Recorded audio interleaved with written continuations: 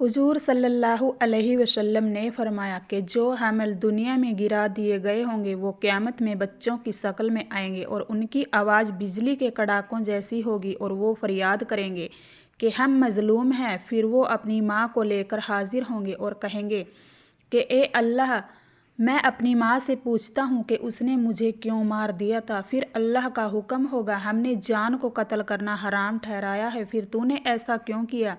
ए फरिश्तों, इस औरत को जहन्नम के दरोगा के हवाले कर दो ताकि वो इस अहज़ान के कुएं में कैद कर ले। फिर उसको घसीट कर ले जाया जाएगा और उस भयानक कुएं में डाल दिया जाएगा। अहज़ान का कुआं, ये कुआं बहुत गहरा है और आग से भरा हुआ है।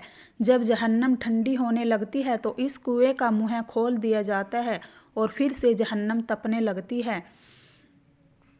इसमें सांप और बिच्छू हैं और अजाब के फरिश्ते अलैहिस्सलाम जिनके हाथ में हथियार होंगे, जिससे वो इन मुजरिमों को सज़ा देते रहेंगे और 50,000 सालों तक उन लोगों को इस कुएं में रखकर अजाब दिया जाएगा।